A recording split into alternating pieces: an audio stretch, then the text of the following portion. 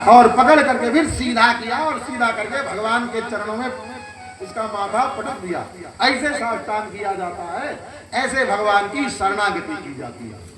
अब भगवान की शरण में आ गया, देखो जब कोई किसी की शरण में आ जावे तो शरणागत का त्याग नहीं होता है।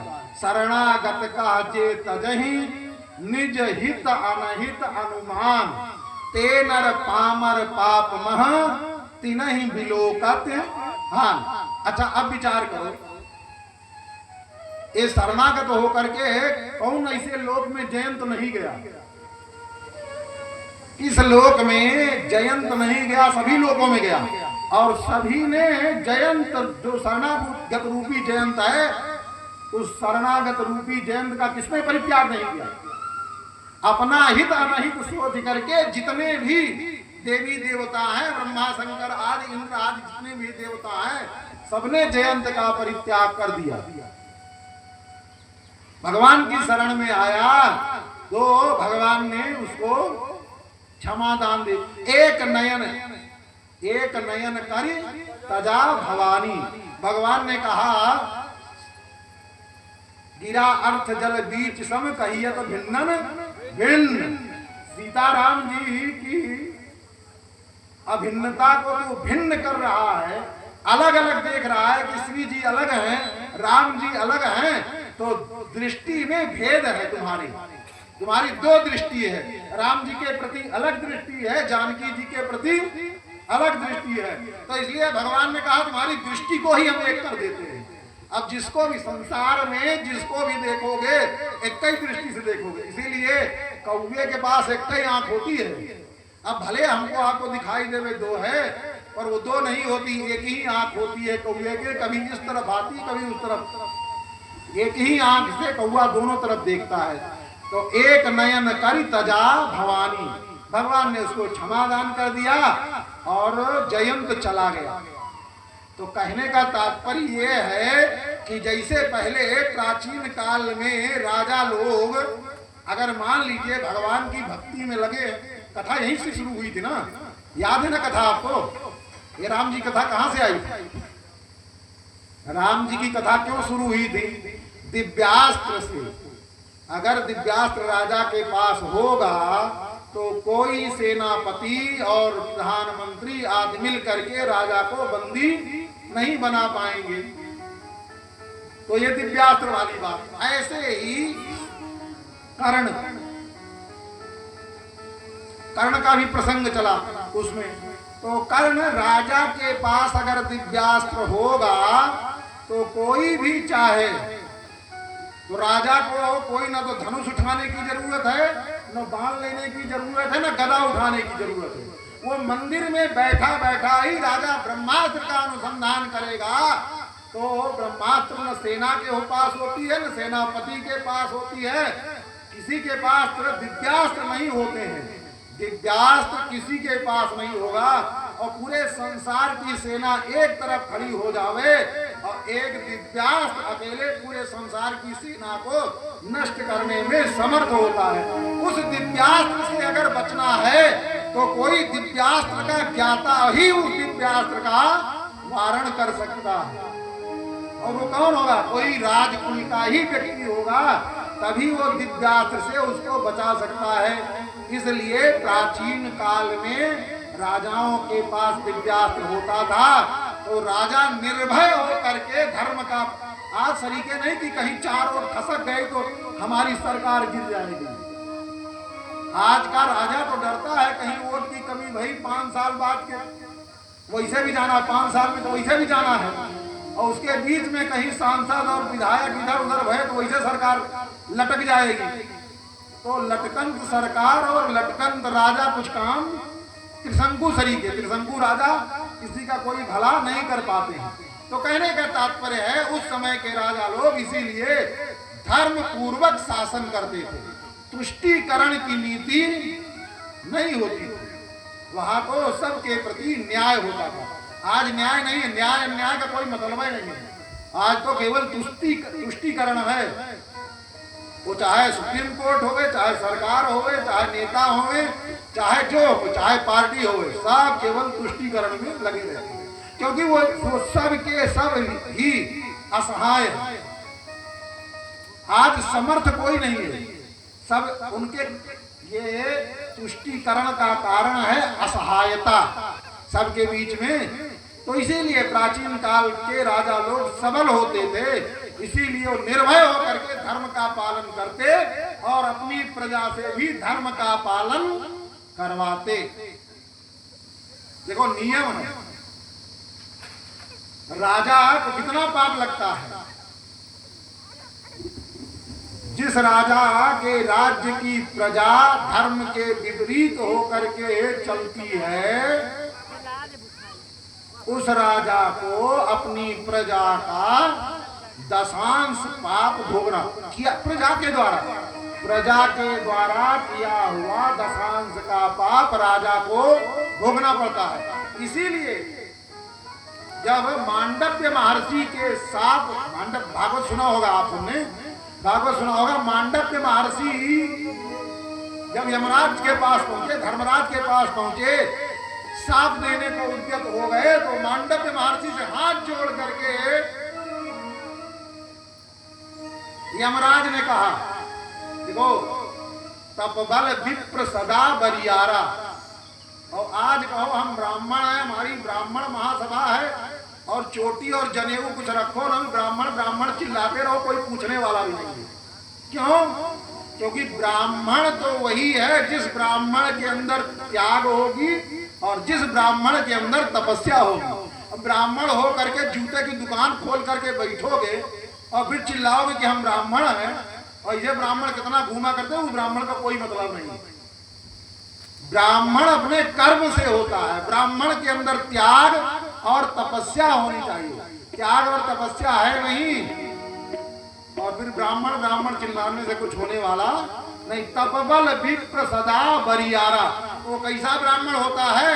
वो सामान्य व्यक्ति नहीं, जिससे पूरा संसार डरता है। यमराज से कोई ऐसा नहीं है जो न डरता। ऐसे यमराज की सभा में भी जा करके मांडव्य महर्षि ने खड़े होकर के यमराज को भी डरा दिया। अब यमराज बेचारा हाथ जोड़ करके खड़ा है एक ब्राह्मण के सामने, हे ब्राह्मण देवता हमको साप मत देना। क्यों? क्योंकि मांडव्य महर्षि ने अपने जीवन में तपस्या की, तपस्या का बल है। तो बोले क्या?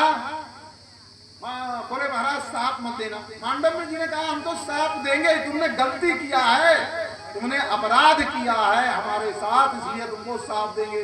बोले महाराज ऐसा करो, हमको राजा मत बनाना। बोले राजा क्यों बनाना? बोले महाराज राजा बनेंगे तो अबे तो हम अपने पाप से केवल इतने बोझ हम लदे हुए हैं, अभी तो हमको अपने ही पाप नहीं, एक गलती हमसे हो गई तो आप साथ देने के लिए आ गए, और कहीं आप राजा बना दिए तो हमारी प्रजा इतनी बड़ी होगी और उस प्रजा का दशांश पाप हमको, एक व्यक्ति का दशांश, और प्रजा तो बहुत लंबी चौड़ी होती है, अब सब प्रजा का दशांश पाप भोगना पड़ेगा तो राजा कितना पाप हो जाएगा। इसका मतलब उसका अपना पाप, अरे अपना पाप तो भोगना ही पड़ेगा, उसके साथ साथ उस प्रजा का भी दशांश पाप भोगना ही पड़ेगा। इसलिए राजा मत बनाना। जैसे ही मांडव्य महर्षि से यमराज ने कहा राजा मत बनाना, उसी समय जल हाथ में लिया और जाओ राजा हो जाओ। सांप प्रकट हुआ और उसी सांप से युधिष्ठिर जी महाराज, धर्मराज युधिष्ठिर है ना, क्या कहते हैं धर्मराज युधिष्ठिर, धर्म के अवतार युधिष्ठिर राजा बन गए सांप के कारण। तो वो तो अलग की चर्चा है, अलग की कथा। तो कहने का तात्पर्य ये है, ये ज्यादा समय तो नहीं हो रहा है, देखो हम सब वैसे हैं, अभी तो 7 नहीं बजे हैं, तब ये थोड़ी देर कीर्तन करा दीजिए, बहुत देर तक। सब लोग सोचते होंगे बोलते बोलते थोड़ी देर कीर्तन, फिर उसके बाद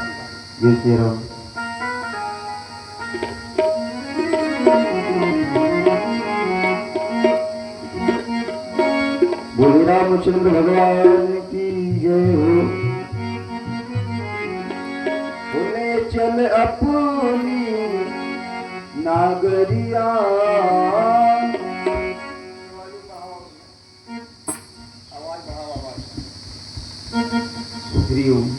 राम।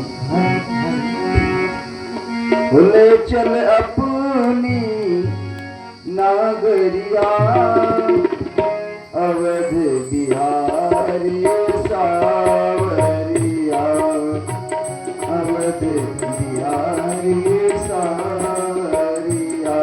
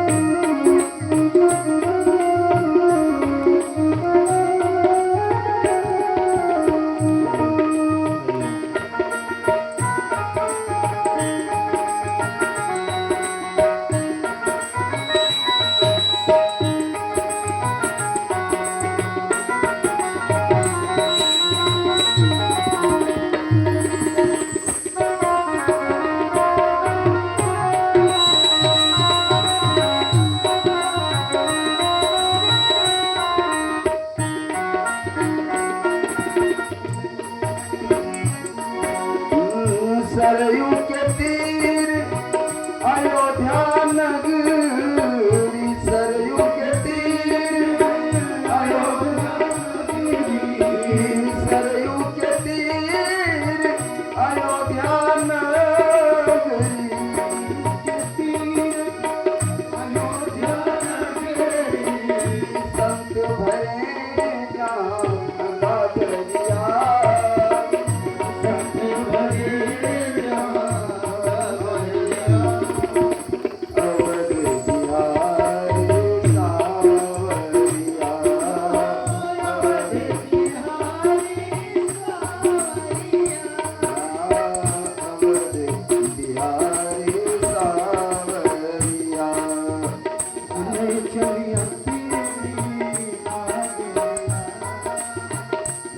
चल अपनी नागरिया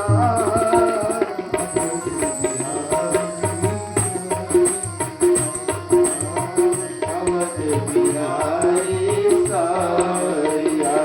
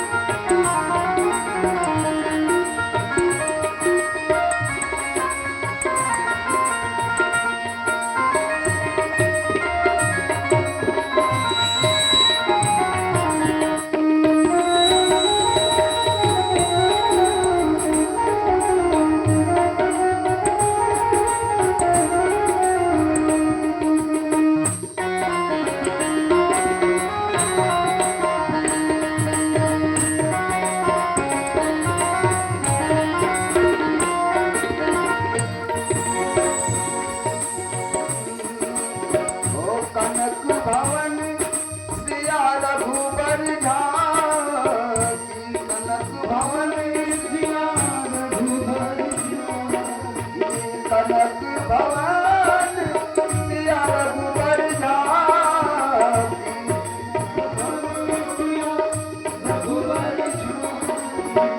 देखी भई मैं बावरिया देखी भई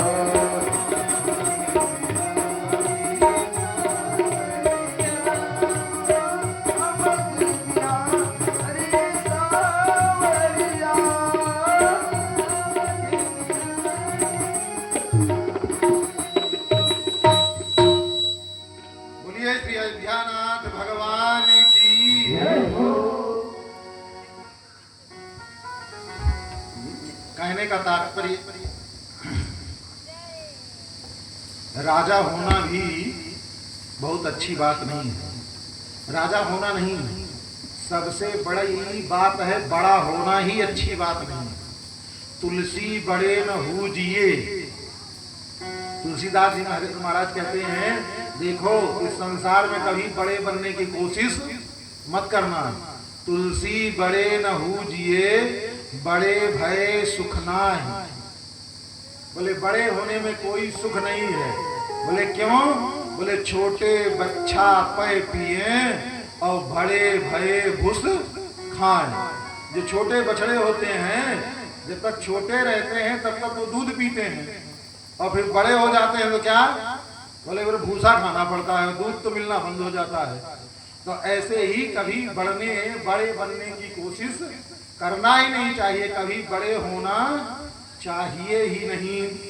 तो राजा को पाप भोगना पड़ता है प्रजा का। देखो ये धर्म की गति है। ऐसे ही गुरु को अगर शिष्य अधर्म के मार्ग पर चलना प्रारंभ कर देवे तो गुरु को आधा पाप अपने चेला का भोगना पड़ता है। कितना? अगर चेला बिगड़ गया, कुपथ पर चलना शुरू कर दिया, पाप परायण हो गया, तो ऐसे गुरु को अपने पाप परायण चेला का आधा पाप भोगना पड़ेगा। ऐसे ही अच्छा, और चेलवा अगर कोई बहुत अच्छा चेला हो गया और बहुत धर्म कर्म करता है, बहुत यशस्वी कीर्तिमान और धर्मज्ञ, सब सारे गुरु के अंदर हो जावे, तो कहा गुरु जी को कुछ का पुण्य मिलेगा? बोले ना, गुरु जी को केवल पाप ही में अधिकार है। गुरु जी चेला के पुण्य के अधिकारी नहीं है। ऐसे ही पत्नी कितना पुण्य करे, पत्नी कितना भी पुण्य करे, उसमें पति का कोई अधिकार नहीं है। पति को रंच मात्र भी मिलने वाला नहीं। और पत्नी के द्वारा जितना पाप होगा उसका आधा पाप पति को भोगना पड़ेगा, उतना पाप मिल जाएगा। वो अपने आप ऑटोमेटिक बंटता रहेगा, उसको कोई ही इधर उधर बांटने की जरूरत नहीं पड़ेगी। इसलिए ये धर्म की गति है, इनको सबको समझना चाहिए। तो कहने का तात्पर्य है ऐसे ही बहुत सावधानी पूर्वक। तो राजा क्यों? क्योंकि राजा का कर्तव्य है कि अपनी प्रजा को धर्म के मार्ग पर प्रेरित करे, लगावे। गुरु का क्यों? क्योंकि गुरु इसीलिए है, सचिव वैद्य गुरु तीन, जो प्रिय बोले भय आप, राज धर्म तन तीन कर होई बेगई नाश। तो चेला अगर गलत मार्ग पर चले तो गुरु जी को डांट लगानी चाहिए, उसको अच्छे मार्ग पर चलने का रास्ता बताना चाहिए। ना माने तो ऐसे चेला का गुरु बलि तजो। चाहे गुरु है तो चाहे चेला हो, अगर कोई कुपथ के मार्ग पर चलना प्रारंभ कर देवे तो ऐसे व्यक्ति का परित्याग कर दो। और कहीं चेला से दक्षिणा के लोभ में चेला की चापलूसी करते रह गए तो क्या होगा? फिर तो पाप भोगना ही पड़ेगा। ऐसे ही पत्नी अगर धर्म के मार्ग पर चल रही, उसको प्रेरित करिए। अगर वो कहीं कुपथ पर चलना प्रारंभ कर देवे तो पति का कार्य है कि अपने, पति का मतलब होता है पा मतलब रक्षणे, पातिथि पति, पत्नी की रक्षा करे, इसीलिए वो पति कहलाता है। जो अपने पत्नी की रक्षा न करे काहे पत्नी? तो केवल शरीर की ही रक्षा नहीं करना है पत्नी के धर्म की भी रक्षा करना। इसीलिए वो क्या होती है? धर्म पत्नी होती है।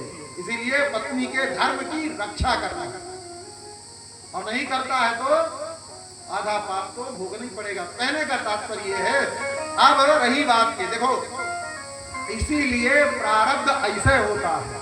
कोई भी व्यक्ति प्रारब्ध को पछाड़ करके अपने कर्म के द्वारा चाहे कि हम प्रारब्ध को पछाड़ देंगे कर्ण के सरीखे, तो कर्ण जैसे महापुरुष ने प्रारब्ध को पीछे नहीं है, तो कुंती का पुत्र पर कहलाता क्या है? राधा पुत्र, शूद्र पुत्र है, सूर्य पुत्र। क्या है? कर्ण क्या है? सूर्य पुत्र, पर कहलाता क्या है? सूद पुत्र। सूर्य पुत्र होने पर कहलाता सूद पुत्र है, कुंती का पुत्र होने पर कहलाता है राधा का पुत्र।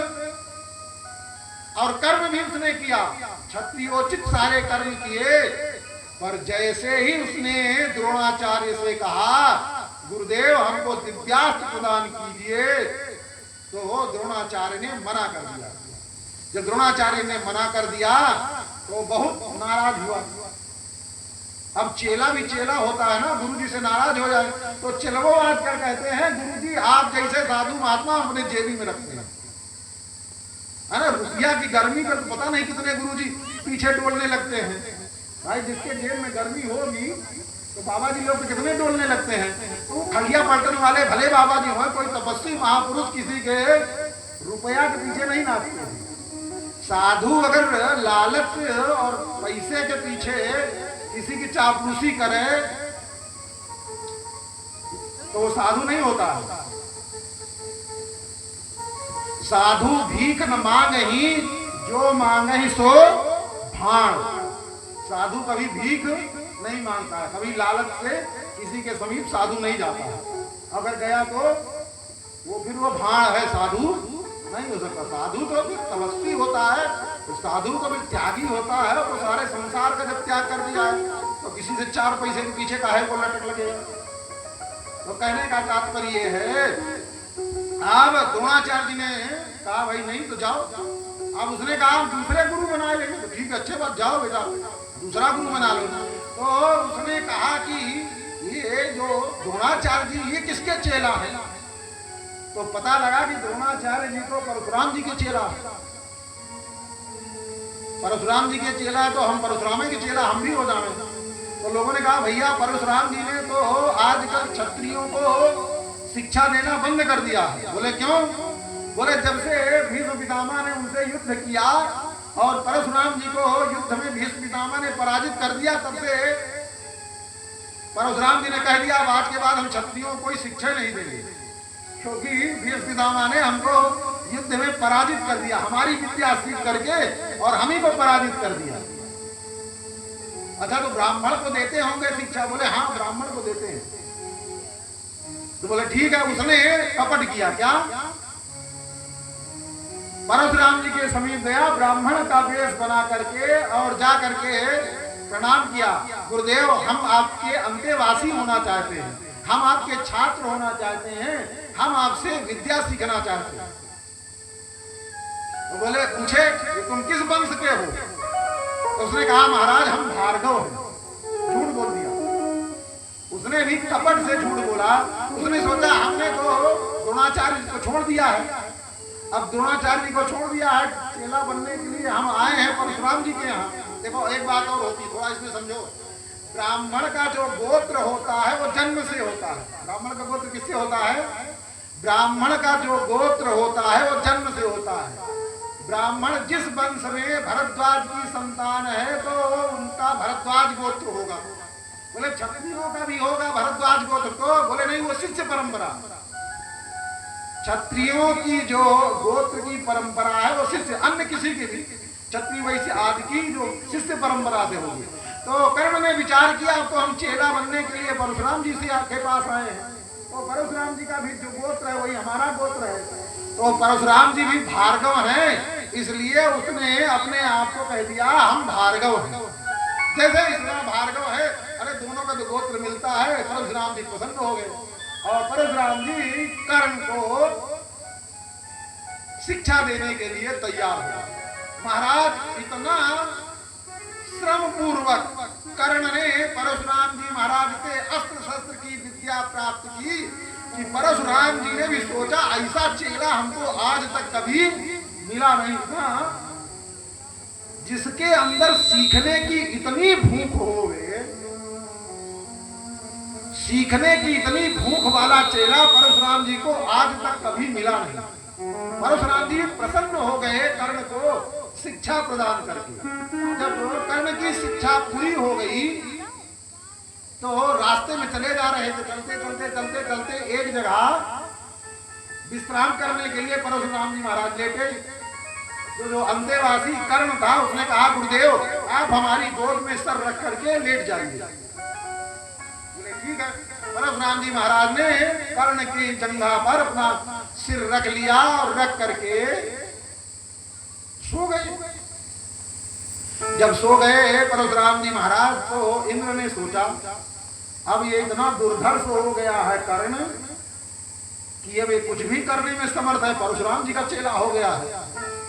और कहीं विद्या प्राप्त करके जैसे ही परशुराम जी से अलग हुआ, कहीं ये तांडव शुरू किया तो फिर इससे बचना बड़ा मुश्किल होगा। तो बोले गुरु चेला के बीच में ही कुछ गड़बड़ कर दो। गुरु चेला के बीच में गड़बड़ होगा तो क्या होगा?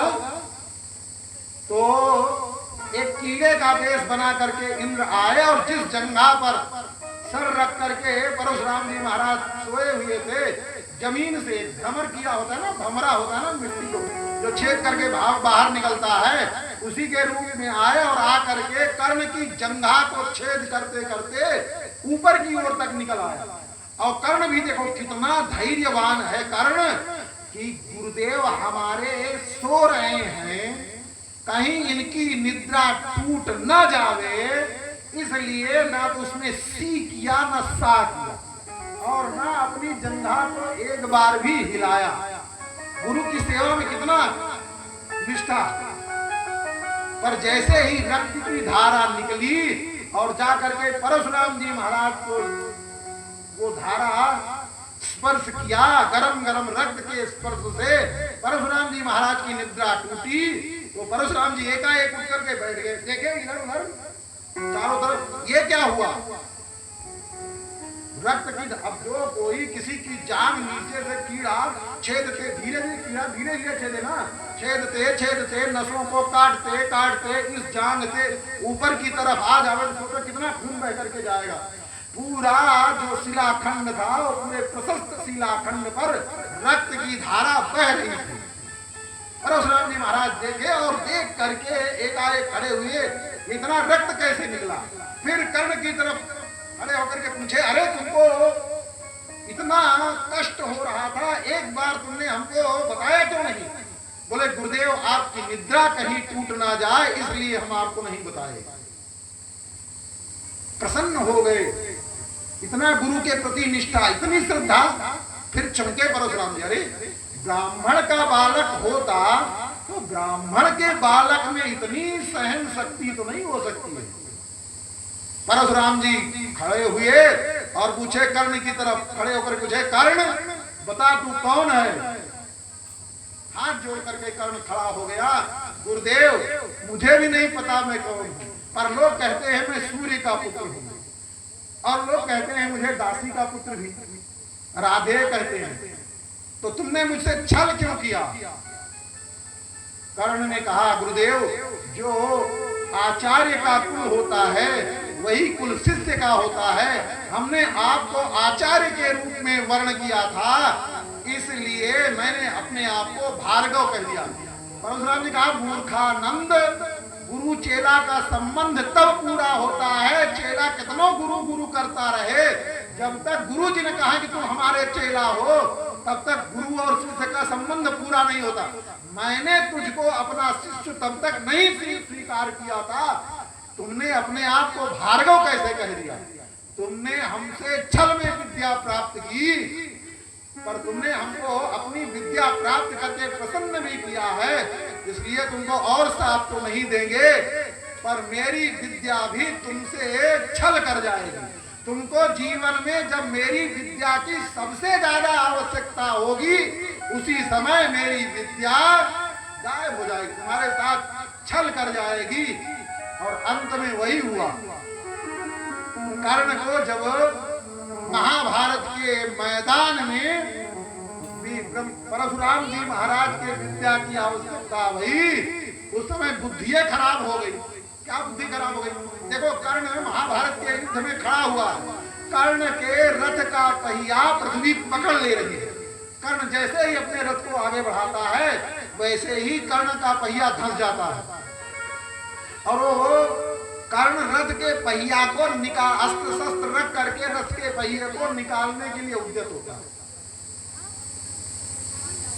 उसी समय भगवान कहते हैं कर्ण को मारो अर्जुन से। कर्ण कहता है रुको रुको, हमारा रथ जो है अभी फंस गया है, इस रथ को निकाल लें फिर उसके बाद मारो। भगवान कहते हैं रथ का पहिया फंसा हो चाहे जो होवे। अच्छा, उसको ये नहीं पता रथ के पहिया के चक्कर लगा हुआ है। आज के पहले, थोड़े दिन ही पहले जब अभिमन्यु को मारा तो अभिमन्यु कोई रथ पर चढ़ करके लड़ रहा था। अभिमन्यु भी भूमि पर खड़े होकर के 7 महारथियों से भूमि पर खड़े होकर के युद्ध किया कि नहीं किया? तब अभिमन्यु ने तो अपना अस्त्र शस्त्र नहीं रखा था, पर इसको कौन समझा? और भी अगर ये कर्ण, दुर्योधन कर्ण से इतना प्रेम करता है, अगर कर्ण कहता दुर्योधन से कि दुर्योधन मेरा एक रथ फंस गया है, तुम दूसरा रथ मंगाओ, तो दुर्योधन को एक क्षण भी देरी नहीं लगती, दूसरा रथ आकर के कर्ण के सामने खड़ा हो जाता। और दुर्योधन तो इतने रथ की झड़ी लगा देता कि पूरा मैदान चाहे रथ से भर जाता। कितना पृथ्वी कितने रथ का पहिया दबाती, पर उस समय बुद्धि नहीं काम की। और जो परशुराम जी की विद्या दी हुई विद्या थी, जब समय आया वो विद्या भी गायब हो गई। ऐसे ही व्यक्ति के जीवन का जो जितना प्रारब्ध होता है, उस प्रारब्ध को भोगना ही पड़ता है, कर्म चाहे जितना करो, कर्म चाहे जितना करे, प्रारब्ध के अधीन सब जीव। हाँ, प्रारब्ध से केवल भगवान अलग हैं। कोई भी मनुष्य अपने जीवन में अगर भगवान किसी को प्रारब्ध के कारण नहीं मिलते। भगवान किसी को प्रारब्ध के कारण नहीं मिलते हैं। वो तो जीव की लगन, भगवान के चरणों में प्रीति, निर्मल मन जन सो मोहि पावा, और मोहि कपट छल छिद्र न भावा। अगर भगवान को प्राप्त करना है तो बस भगवान में मन लगावे, और प्रारब्ध में हमारे जितना सुख दुख लिखा जो लीलार हमरे, जाब जहां पाऊब तही। किसने कहा है? पार्वती जी सप्तर्षियों से कह रही हैं कि हमारे जीवन में जितना सुख दुख लिखा है वो जहां जाएंगे हमको पाएंगे ही पाएंगे।